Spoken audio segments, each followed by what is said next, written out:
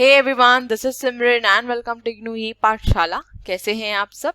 उम्मीद करती हूँ बहुत अच्छे होंगे और अपने घर में सेफ होंगे और अपनी प्रिपरेशन भी आप रेगुलर बेसिस पे कर रहे होंगे। तो जैसा कि आप लोग जानते हैं, हम डिस्कस कर रहे हैं इंटरनेशनल ब्रांडिंग, पैकेजिंग और अदर डिसीजंस के बारे में। और आज हम डिस्कस करेंगे ब्रांडिंग स्ट्रैटेजीज और ब्रांडिंग टर्मिनोलॉजी के बारे में। ठीक है, तो हमने अपने पिछले वीडियो में डिस्कस किया था कि ब्रांडिंग क्या होती है, ब्रांडिंग की क्या कैरेक्टरिस्टिक्स हैं और ब्रांडिंग के क्या एडवांटेजेस और लिमिटेशंस हैं, राइट। तो अगर आप में से किसी ने पिछली वीडियोस को नहीं देखा है तो उसको जरूर देख लीजिएगा। और अगर आप मेरे चैनल पे न्यू हैं तो मेरे चैनल को लाइक, शेयर, सब्सक्राइब करना मत भूलिएगा।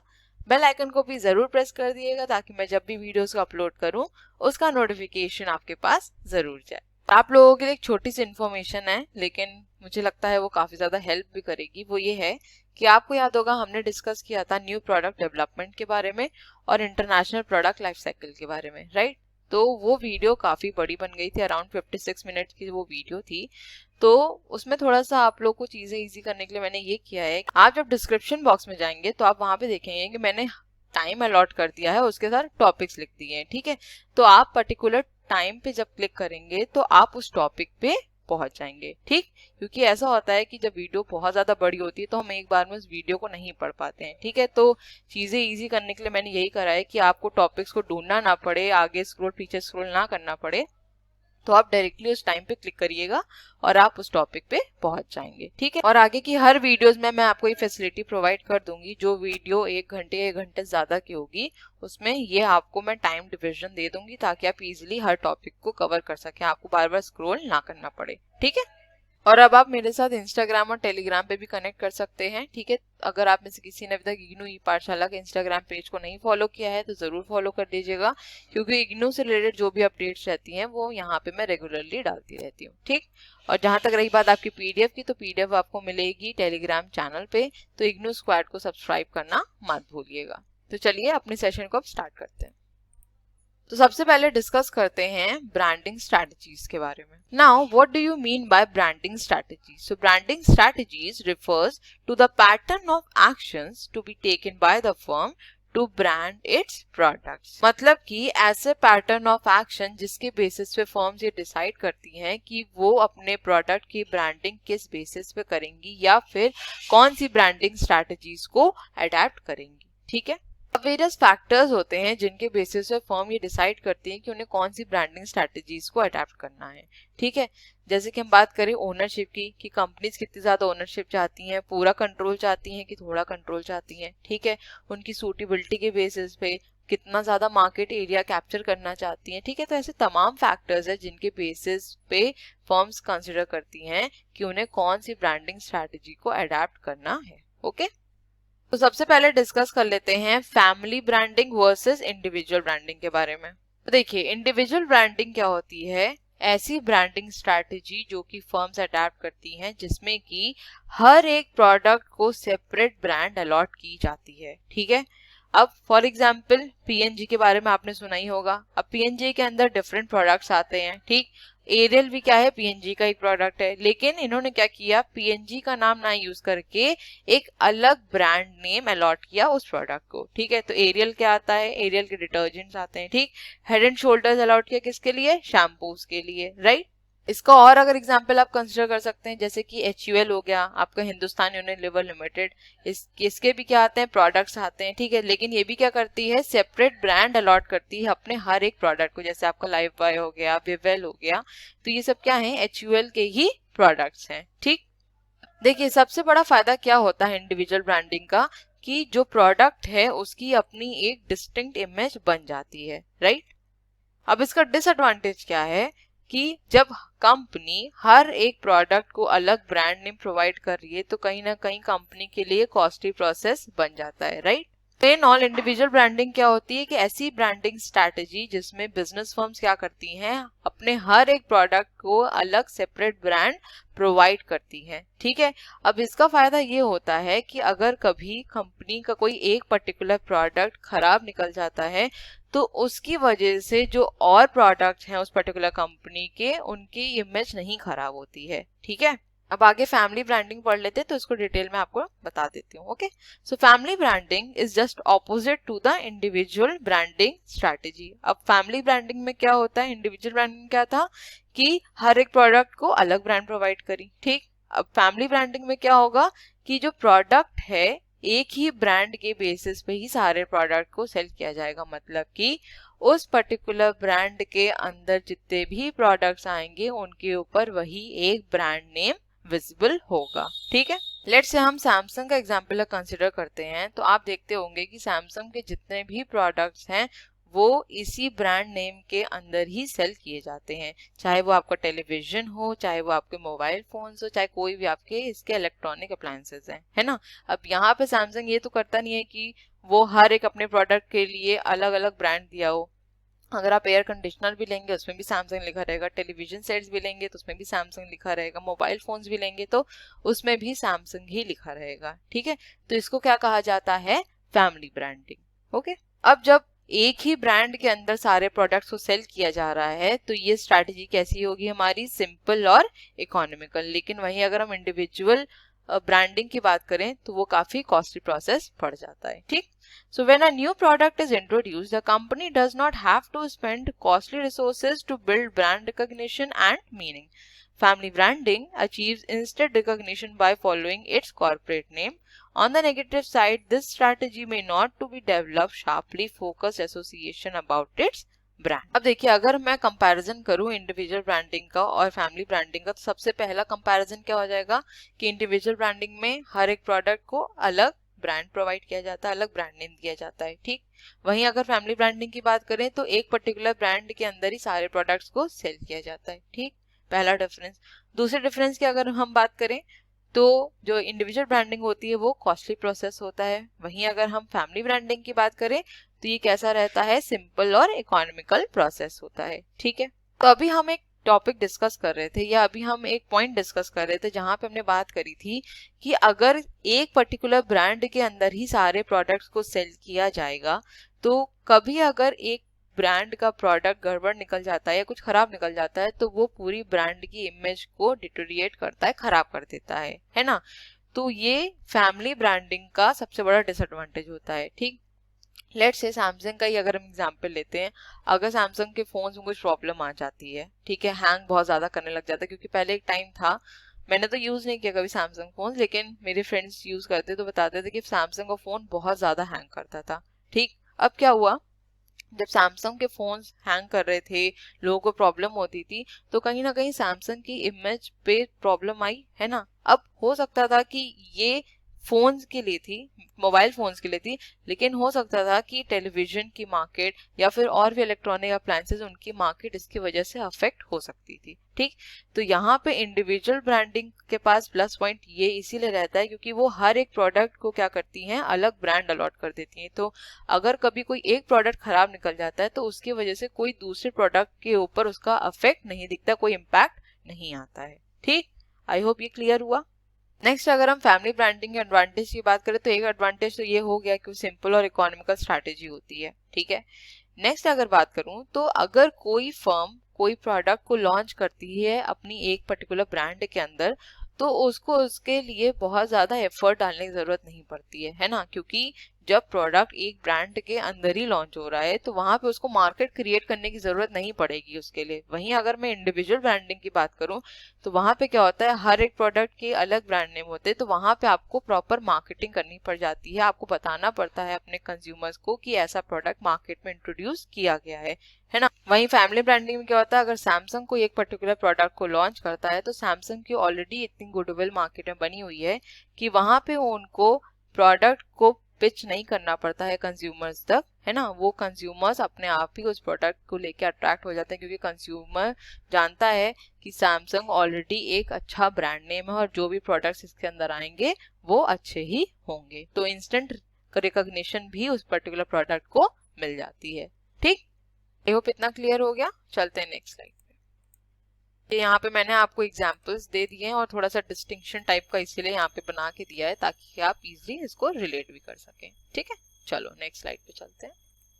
नेक्स्ट डिस्कस करते हैं manufacturers brand versus distributors branding. Manufacturer और national branding is used by the producers that enjoy wide geographical distribution. Many manufacturers use their brand name on their products. So manufacturers branding is adopted by those producers who have high annual sales value, extensive warehousing and physical distribution facilities, capacity and experience in conducting marketing operations, continued consumer and marketing research programs, and maintaining extensive warranty and service program. तो देखिए manufacturer branding का क्या मतलब होता है, जब manufacturer के नाम पे प्रोडक्ट की ब्रांडिंग की जाती है उसको क्या कहा जाता है, मैन्युफैक्चरर ब्रांडिंग। जैसे कि अभी हमने पिछला एग्जांपल लिया था सैमसंग का, तो सैमसंग क्या है, मैन्युफैक्चरर है प्रोडक्ट का, ठीक है, और उसी के ब्रांड नेम पर ही सारे प्रोडक्ट सेल किए जाते हैं, ठीक है, तो इसको क्या कहा जाता है, मैन्युफैक्चरर ब्रांडिंग कहा जाता है। ठीक, अब मैन्युफैक्चरर ब्रांडिंग कौन से प्रोड्यूसर्स अडॉप्ट कर पाते हैं, जिनकी हाई एनुअल सेल वैल्यू हो, ठीक है, जिनके पास प्रॉपर वेयरहाउसिंग और फिजिकल डिस्ट्रीब्यूशन फैसिलिटीज हो, रेगुलर या कंटिन्यूड बेसिस पे वो मार्केट रिसर्च कर रहे हो, ठीक, और प्रॉपर वारंटी और सर्विसेज प्रोवाइड करें अपने कंज्यूमर्स को। क्योंकि जब आपकी सेल्स ज्यादा है और आप इतनी बड़ी अगर ब्रांड होते हैं, ठीक है, तो वहां पे आपको वारंटी और सर्विसेज अपने कंज्यूमर्स को प्रॉपरली प्रोवाइड करनी पड़ती है, राइट। चलते हैं नेक्स्ट स्लाइड पे। नेक्स्ट डिस्कस कर लेते हैं advantages of manufacturers brand. Okay, पहला है हमारा manufacturer's brand bring more profits to the manufacturers because he builds his sales promotion for the entire range of his product. तो सबसे पहला एडवांटेज क्या है कि जब मैन्युफैक्चरर अपने ही ब्रांड नेम पे प्रोडक्ट को सेल करता है तो वो ज्यादा प्रॉफिट जनरेट कर सकता है, ठीक है।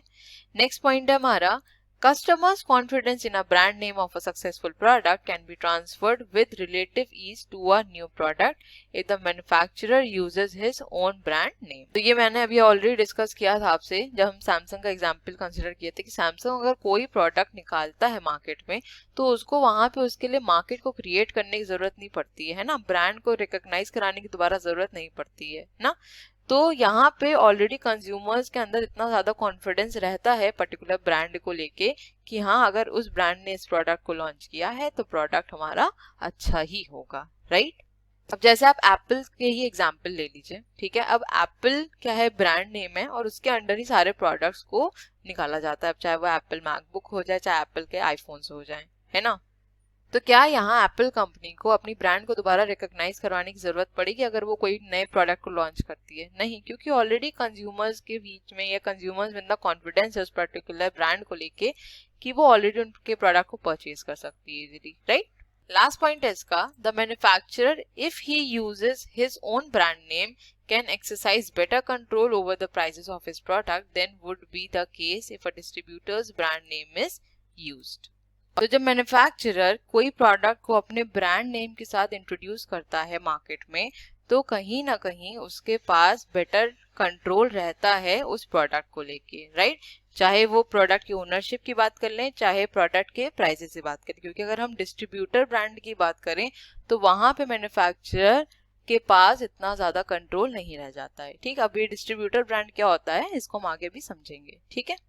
चलते हैं अपनी नेक्स्ट स्लाइड पे। नेक्स्ट डिस्कस कर लेते हैं डिसएडवांटेजेस ऑफ मैन्युफैक्चरर ब्रांड। अभी तो हमने एडवांटेज पढ़े, अब पढ़ लेते हैं डिसएडवांटेज। ओके, पहला पॉइंट है हमारा, तो customers unhappiness with one product में affect the sales of other products. ये पॉइंट मैंने आपके साथ डिस्कस किया भी था कि अगर कंज्यूमर किसी एक प्रोडक्ट से अनसेटिस्फाइड है, अनहैप्पी है, तो इसका अफेक्ट दूसरे प्रोडक्ट की सेल्स पे पड़ सकता है, ठीक। लास्ट पॉइंट है इसका, promotional expenditure needed to establish and maintain a brand name, particularly in cases of individual brands, is considerable and some manufacturers may not be able to afford the same। तो अभी हमने ये point discuss किया था कि manufacturer brand किसके लिए ज्यादा सुटेबल है, उन प्रोड्यूसर्स के लिए जो हाई सेल्स रेवेन्यू को जनरेट कर सके, जिनके पास प्रॉपर वेयर हाउसिंग फैसिलिटीज हो, डिस्ट्रीब्यूशन फैसिलिटीज हो, राइट, जो रेगुलर या कंटिन्यूड बेसिस पे मार्केट रिसर्च कर सके और अपने कंज्यूमर्स को फैसिलिटीज प्रोवाइड कर सकें, ठीक है। और इन सब चीजों को करने के लिए कहीं ना कहीं जो मैन्युफैक्चरर है उसका एक्सपेंडिचर भी बढ़ जाएगा, राइट। क्योंकि अगर वो चाहता है कि उसकी ब्रांड नेम मार्केट में एग्जिस्टेंस बनाए रहे तो उसको प्रमोशनल एडवर्टीजमेंट इन सब पे ज्यादा खर्चा करना पड़ता है ना, और जरूरी नहीं है कि हर मैन्युफैक्चरर इतना ज़्यादा अफोर्ड कर सके, ठीक। तो ये कहीं ना कहीं एक डिसएडवांटेज हो जाता है मैन्युफैक्चरर ब्रांडिंग का। ओके, आई होप यहाँ तक क्लियर हो गया होगा। चलते हैं नेक्स्ट स्लाइड पे। नेक्स्ट डिस्कस करते हैं हम distributors brand. They are created and owned by the channel intermediaries. Most of these brands are owned by big and powerful retailers. The retailers do not manufacture these brands and may not have any knowledge about the underlying technologies and process of the product. Retailers almost completely outsource manufacture. अब सबसे पहले जान लेते हैं कि distributor brand को और किन नामों से जाना जाता है, ठीक है। एक तो हम बोलते हैं इसको प्राइवेट लेबल ब्रांड, ओके, और कहा जाता है मिडिल मैन ब्रांड भी, ठीक है। तो डिस्ट्रीब्यूटर ब्रांड को मिडिल मैन ब्रांड या प्राइवेट लेबल ब्रांड के नाम से भी रिकॉग्नाइज किया जाता है। तो अगर पेपर में कभी डिस्ट्रीब्यूटर ब्रांड की जगह इन दोनों का नाम आ जाए तो आप कंफ्यूज मत होइएगा। हालांकि पेपर में अभी तक ऐसे पूछा नहीं गया है प्रॉपरली, डिस्ट्रीब्यूटर ब्रांड और मैन्युफैक्चरर ब्रांड ही पूछा गया है, लेकिन कुछ कह नहीं सकते आगे का, इसीलिए आपको हर चीज पता होनी चाहिए, ठीक है। अब मेन पॉइंट पे आ जाते हैं कि डिस्ट्रीब्यूटर ब्रांड होता क्या है। देखिए, अभी हमने जब मैन्युफैक्चरर ब्रांड बात करी थी तो हमने क्या वहां डिस्कस किया था कि मैन्युफैक्चरर का नाम यूज किया जाता है पर्टिकुलर प्रोडक्ट, उसको कहते हैं हम मैन्युफैक्चरर ब्रांड, ठीक। अब डिस्ट्रीब्यूटर ब्रांड क्या होता है, जहां पे डिस्ट्रीब्यूटर का नेम यूज किया जाता है इंस्टेड ऑफ मैन्युफैक्चरर नेम, वो क्या कहलाती है, डिस्ट्रीब्यूटर ब्रांडिंग कहलाती है, ठीक। अब इसको मिडलमैन ब्रांड इसीलिए कहा जाता है क्योंकि यहाँ पे मिडलमैन का इन्वॉल्वमेंट होता है, चाहे वो होलसेलर हो और चाहे वो आपके रिटेलर्स हो, ठीक है। हो सकता है आपको ये अभी समझ ना आया हो कि मैंने यहाँ पे क्या बोल दिया, तो मैं एक एग्जांपल से आप उसको क्लियर कर देती हूँ। आप सब ने बिग बाजार का तो नाम सुना ही होगा, और सुना क्या होगा, आप सब विजिट भी किए होंगे, सब लोग बिग बाजार गए ही होंगे, है ना। तो बिग बाजार में आपको जो प्रोडक्ट्स मिलते हैं वो कैसे रहते हैं, ब्रांडेड प्रोडक्ट्स रहते हैं, ठीक है, मैन्युफैक्चरर की ही ब्रांड के प्रोडक्ट्स रहते हैं। लेकिन यहाँ पे जो मेजर एम्फेसिस दिया जाता है वो किसको दिया जाता है, डिस्ट्रीब्यूटर की ब्रांड को, मतलब कि बिग बाजार जो खुद एक ब्रांड है उसको ज्यादा एम्फेसिस दिया जाता है इन कंपैरिजन टू जो प्रोडक्ट मैन्युफैक्चरर है, ठीक। Since retailers are in contact with the customers, they can give very important information about the likings and disliking of the customers, which the manufacturer of the distributor brand can incorporate in the products they manufacture for the retail. अब देखिए, अब यहाँ पे सबसे बड़ा फायदा क्या होता है डिस्ट्रीब्यूटर ब्रांड का कि देखिए कंज्यूमर्स रेगुलर बेसिस पे बिग बाजार विजिट करते रहते हैं, ठीक है, प्रोडक्ट्स को परचेज करते रहते हैं, और वहाँ पे उनको जो क्वेरीज भी रहती है, वहाँ पे जो एम्प्लॉइज रहते हैं उनसे रिजॉल्व भी करवाते हैं, उनको बताते हैं कि अगर इस प्रोडक्ट में ये चेंजेस करें तो ज्यादा अच्छा होगा। इसीलिए आप देखेंगे तो ऐसे शॉपिंग मॉल्स में आपसे फीडबैक मांगा जाता है किसी भी प्रोडक्ट का या फिर उनकी सर्विसेज का, ताकि कंज्यूमर्स की नीड्स और डिजायर्स के अकॉर्डिंग जो भी मैन्युफैक्चरर है वो अपने प्रोडक्ट में चेंजेस को इनकॉर्पोरेट कर सके, राइट। क्योंकि जो मैन्युफैक्चरर है वो तो डायरेक्टली कांटेक्ट में नहीं है कंज्यूमर्स के, डायरेक्ट कांटेक्ट में कौन है, जो रिटेलर्स हैं या जो रिटेल स्टोर्स हैं, है ना। तो जो कंज्यूमर्स की पसंद है या ना पसंद है वो कौन बताएगा मैन्युफैक्चरर को, डिस्ट्रीब्यूटर ही बताएगा, ठीक। The prestige and power of the brand is dependent on the brand equity of the retail store. The retail store is the main brand. The retailer gives preference to his brands in placement of the products on shelf. ठीक है, तो यहाँ पे सब चीज किस पे depend करती है, डिस्ट्रीब्यूटर की ब्रांड पे ही सब चीजें डिपेंड करती हैं। यहाँ पे डिस्ट्रीब्यूटर की ब्रांड ही क्या कहलाती है, मेन ब्रांड कहलाती है, ना कि मैन्युफैक्चरर की ब्रांड। ओके, आई होप ये क्लियर हुआ। चलते हैं नेक्स्ट स्लाइड पे, देख लेते हैं एडवांटेजेस ऑफ डिस्ट्रीब्यूटर। तो सबसे पहला पॉइंट है हमारा, since distributors brand are generally expected to be sold in limited areas and not nationwide, the cost of promotion of the brand may be less and consequently the distributor may be able to sell the product cheaper than the manufacturer, making the product competitive price wise. अब ये जो retail stores हैं ये nation wide तो रहते नहीं है, ठीक है, लिमिटेड एरिया तक रहते हैं, और जब लिमिटेड एरिया तक रहेंगे तो इनकी जो कॉस्ट ऑफ प्रमोशन है वो भी कहीं ना कहीं कम होगी in comparison to manufacturer brand, right. और अगर आप खुद भी ये देखे होंगे, जब आप बिग बाजार में प्रोडक्ट को परचेज करने जाते हैं तो कभी कभी आपको अच्छे डिस्काउंट भी मिलते हैं, राइट। लेकिन वही प्रोडक्ट आप प्रॉपरली कोई मार्केट से लेने जाए या फिर उस पर्टिकुलर मैन्युफैक्चरर के शोरूम से लेने जाए तो हो सकता है आपको वो प्रोडक्ट उतने डिस्काउंट पे ना मिल पाए, वो प्रोडक्ट उसी प्राइस में मिल पाए जो प्राइस पे लिखा है, ठीक है। तो कहीं ना कहीं आपको इन रिटेल स्टोर्स में जो प्रोडक्ट है वो चीपर रेट में भी प्रोवाइड हो जाता है अगर हम मैन्युफैक्चरर के स्टोर के कंपैरिजन में बात करें तो, राइट। नेक्स्ट पॉइंट है, since in a distributor's brand the customers may not be able to trace the product to the manufacturer, the negative effects associated with a poor product may not affect very much the sales of the manufacturer's other product.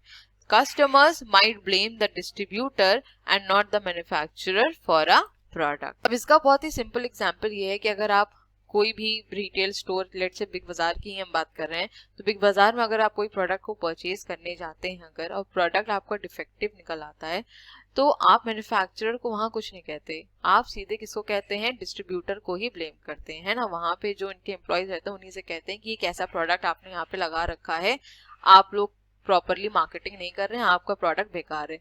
तो आपको distributor क्या कहता है, ma'am ये मेरा product नहीं है, या सर ये मेरा प्रोडक्ट नहीं, ये तो कंपनी ने ऐसे बना के भेजा, इसके लिए हम क्या कर सकते हैं ना। यही जवाब मिलता है हम लोग को, राइट। यहाँ पे गलती किसकी थी, मैन्युफैक्चरर की, लेकिन ब्लेम किसके ऊपर आया, डिस्ट्रीब्यूटर के ऊपर आया, ठीक है। तो यहाँ पे फायदा किसको हुआ, मैन्युफैक्चरर को हुआ, ठीक है। तो जो हम एडवांटेजेस पढ़ रहे हैं वो पढ़ रहे हैं advantages of distributor brand to manufacturer brand, okay.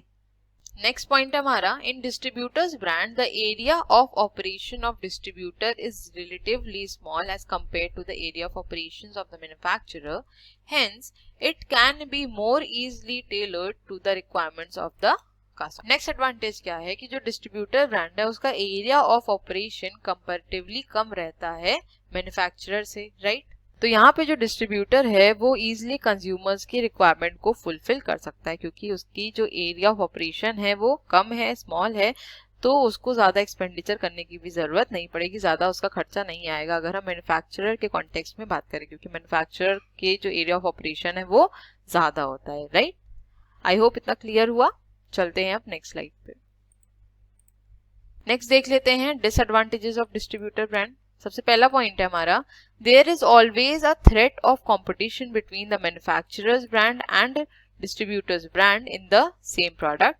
If the manufacturer sells part of his production on his own brand name and allows a distributor to put the latter's brand on the rest of the production, this may lead to war. तो यहाँ पे सबसे बड़ा disadvantage क्या हो सकता है कि अगर मैन्युफैक्चरर ने डिसाइड किया कि वो अपने कुछ प्रोडक्ट को अपने नाम पे बेचेगा, ठीक है, और कुछ अपने ऐसे प्रोडक्ट्स हैं जो डिस्ट्रीब्यूटर के थ्रू बेचेगा, तो कहीं ना कहीं ये ब्रांड वॉर को लीड कर सकता है, ठीक है, कंपटीशन प्रॉपर दे सकता है, क्योंकि मैन्युफैक्चरर जो है वो जो प्रोडक्ट सेल करेगा वो सेम रेट पे ही सेल करेगा, ठीक है। वहीं अगर मैं रिटेल स्टोर्स की बात करूं तो वहां पर डिस्काउंट प्रोवाइड हो जाते हैं कंज्यूमर्स को, तो जो कंज्यूमर्स हैं वो वही प्रोडक्ट रिटेल स्टोर से परचेज कर लेंगे, तो कहीं ना कहीं ये टफ कंपटीशन देगा मैन्युफैक्चरर की ब्रांड को या मैन्युफैक्चरर को, ठीक। नेक्स्ट पॉइंट है, sometimes the sales volume of a distributor may not be sufficiently high to justify the distributor using his own brand name. Hence, care should be taken to ensure that only those distributors who are expected to generate sufficient sales volume in a product must be allowed to use their own brand names. अब ऐसा हो सकता है कि जो distributor है वो एक ऐसी प्लेस में मार्केट कर रहा है या ऐसी प्लेस में बैठा है जहाँ पे उस पर्टिकुलर प्रोडक्ट की इतनी डिमांड ही नहीं है। जब उस पर्टिकुलर प्रोडक्ट की इतनी डिमांड नहीं है तो चाहे आप उस पर कितना भी डिस्काउंट दे दो वो प्रोडक्ट नहीं सेल होगा, राइट। तो यहाँ पे प्रॉपरली मैन्युफैक्चरर को ये देखना पड़ेगा कि अगर वो प्रोडक्ट अपना डिस्ट्रीब्यूटर को दे रहा है तो क्या डिस्ट्रीब्यूटर उससे सफिशिएंट सेल्स जनरेट कर पा रहा है या नहीं कर पा रहा है, ठीक है।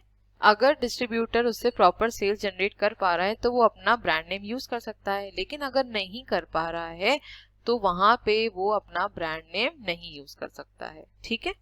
लास्ट पॉइंट है इसका, apart from sizeable sales volume the distributor should have been well established in the area and must have acquired the prestige required to put a private brand in the market. By putting his brand, he should not spoil the image of the manufacture. अब देखिए इसका एक simple से example देती हूँ। आप जब big बाजार जाते हैं तो आप कई प्रोडक्ट्स ऐसे देखते होंगे जो थोड़े प्राइवेट ब्रांड्स के रहते हैं, ठीक है। जैसे मैं कहूँ हैंड वॉश की बात करूँ, ठीक है, और अगर मैं नैपकिन्स की बात करूँ तो आप ये सब देखेंगे कि ये काफ़ी प्राइवेट ब्रांड्स के प्रोडक्ट रहते हैं। जैसे अगर हैंड वॉश की बात करें तो आपको लाइफबॉय का भी दिख जाएगा, डेटॉल का भी दिख जाएगा, एक शायद मुझे याद है केयरमेट का भी आता है, ठीक है।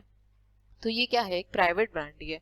अब अगर आप डेटॉल और सैवलॉन या लाइफबॉय के साथ अगर आप ऐसा प्रोडक्ट रख रहे हो कोई प्राइवेट ब्रांड का जो सेम प्रोडक्ट लाइन में है, और अगर वो प्रोडक्ट दूसरी ब्रांड के कंपैरिजन में चीपर है, तो कंज्यूमर क्या करेगा, उसी को परचेज कर लेगा, है ना। तो डिस्ट्रीब्यूटर को कभी भी अपने प्रोडक्ट्स को इस तरह प्लेस नहीं करना चाहिए कि वो जो मैन्युफैक्चरर के प्रोडक्ट्स हैं उसकी इमेज को स्पॉइल करे, ठीक है। तो आपने ये खुद भी एनालाइज किया होगा कि जब आप बिग बाजार में कोई प्रोडक्ट को परचेज करने जा रहे हैं, लेट्स से हम अभी हैंड वॉश की बात कर रहे थे, तो जो केयरमेट का हैंड वॉश है वो अलग जगह रखा रहता है, ठीक है। जो उनके कुछ प्राइवेट प्रोडक्ट्स रहते हैं, प्राइवेट ब्रांड के प्रोडक्ट्स रहते हैं, वहां रखा रहता है। लेकिन जो आपके प्रॉपर मैन्युफैक्चर ब्रांडेड प्रोडक्ट्स हैं, जैसे कि आपका लाइफबॉय है, डेटॉल है, इन सब के साथ प्लेसिंग उसकी नहीं करी जाती है ना, क्योंकि वो कहीं ना कहीं एक टफ कॉम्पिटिशन देता है इन प्रोडक्ट्स को, ठीक। आई होप इतना क्लियर हो गया। चलते हैं अब नेक्स्ट स्लाइड पे। अब एग्जांपल्स मैंने आपके साथ ऑलरेडी डिस्कस कर ही लिए। ये हो गया हमारा डिस्ट्रीब्यूटर ब्रांड और ये हो गया हमारा मैन्युफैक्चरर ब्रांड, ठीक है। चलो नेक्स्ट स्लाइड पे चलते हैं।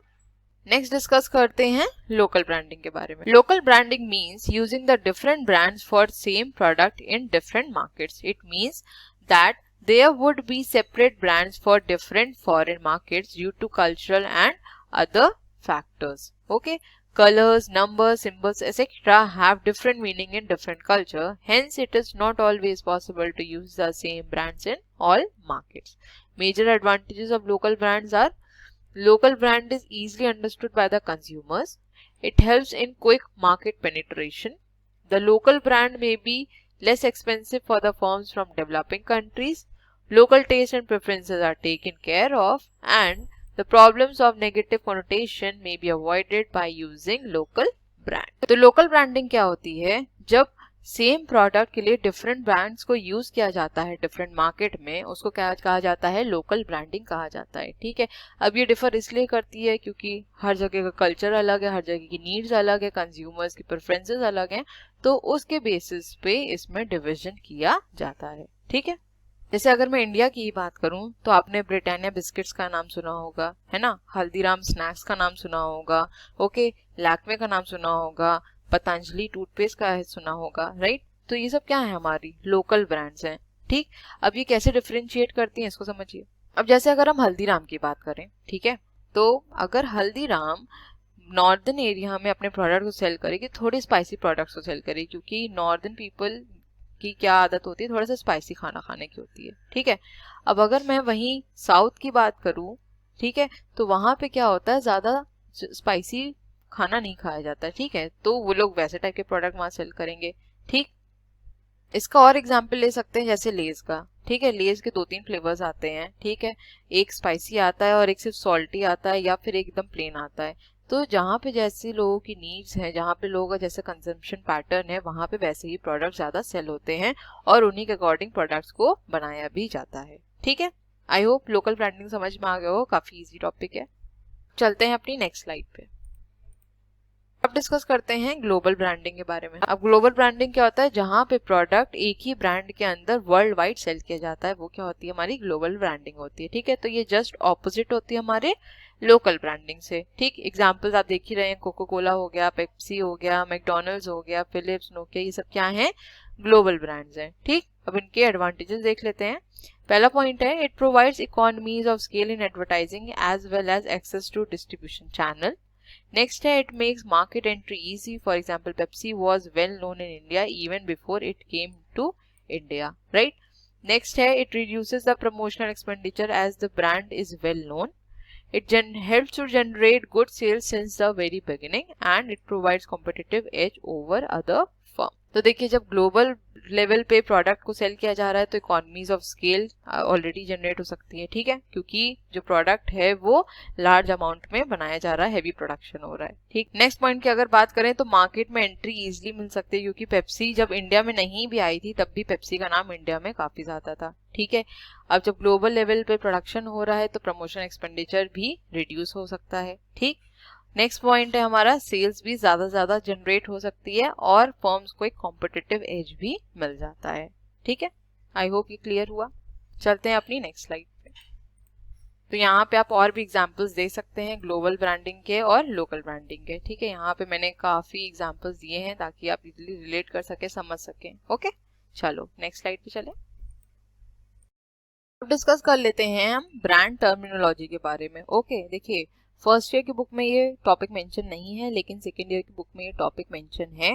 तो मेरी एडवाइस आप दोनों को ही रहेगी कि आप दोनों ही इस टॉपिक को जरूर पढ़िएगा, क्योंकि आप ब्रांड पढ़ रहे हैं तो ब्रांड के बारे में आपको सब चीजें पता होनी चाहिए। ठीक है, और नेट जेआरएफ की पर्पज से बात करूं तो हाँ, ये टॉपिक काफी इंपॉर्टेंट हो जाता है, क्योंकि आपको टर्मिनोलॉजी के बारे में पता होना चाहिए, अवेयर होने चाहिए आप, राइट। सबसे पहले है हमारा brand positioning, the distinctive position that a brand adopts in its competitive environment to ensure that individuals in its target market can tell the brand apart from others. Positioning involves the careful manipulation of every element of the marketing. तो brand positioning क्या होती है? Positioning के बारे में हम लोगों ने पहले भी डिस्कस किया था कि प्रोडक्ट्स को अपने प्रॉपरली प्लेस करना है ना, प्रॉपर जगह पे पोजीशन पे प्लेस करना ताकि वो कंज्यूमर्स को अट्रैक्ट कर सके। तो ब्रांड पोजीशनिंग का क्या मतलब हुआ कि ब्रांड की एक अलग जगह बनाना उस कॉम्पिटिटिव एनवायरनमेंट में ताकि वो कंज्यूमर्स को अट्रैक्ट कर सके। ठीक, और ये जो पोजीशनिंग है वो कैसे होती है? जब तक हम उसमें अच्छी मार्केटिंग स्ट्रैटेजीज को इन्वॉल्व नहीं करते हैं, मार्केटिंग स्ट्रैटेजीज अच्छी नहीं लगाते हैं, तब तक हम अपने प्रोडक्ट को प्रॉपरली पोजीशन नहीं कर सकते हैं। ठीक है, तो सिमिलर बेसिस पे ब्रांड पोजीशनिंग भी वर्क करती है, क्योंकि आपको अच्छी मार्केटिंग मिक्स की स्ट्रैटेजीज को अडेप्ट करना पड़ता है, तभी आप कॉम्पिटिटिव एनवायरनमेंट में आगे निकल सकते हैं। ठीक, नेक्स्ट पॉइंट है हमारा brand name. So the brand name is often used interchangeably with brand, although it is more correctly used to specifically denote written or spoken linguistic element of a brand. So in this context, a brand name constitutes a type of trademark if the brand name exclusively identifies the brand owner as the commercial source of products or services.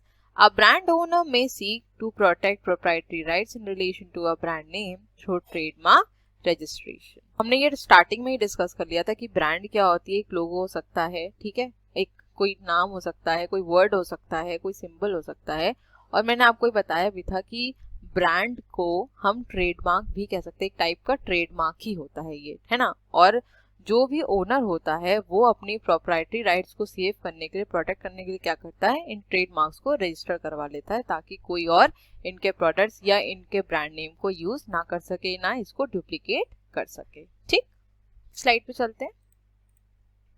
Features of brand name. अब जो ये brand name है ये आपकी book में mention है, ठीक है, जो फर्स्ट ईयर वाले हैं उनकी बुक में ब्रांड नेम के बारे में इंफॉर्मेशन दी गई है, तो ब्रांड नेम आपको पढ़ना है। इसीलिए मैंने आपसे कहा कि आपको ब्रांड की टर्मिनोलॉजी के बारे में पता होना चाहिए। ओके, तो फीचर्स देख लेते हैं। सबसे पहला पॉइंट है, the brand name should be short, simple, easy to read, spell, remember and pronounce in all languages. Okay, a short name will also enable it to be printed prominently on the package or label and spread by word of mouth.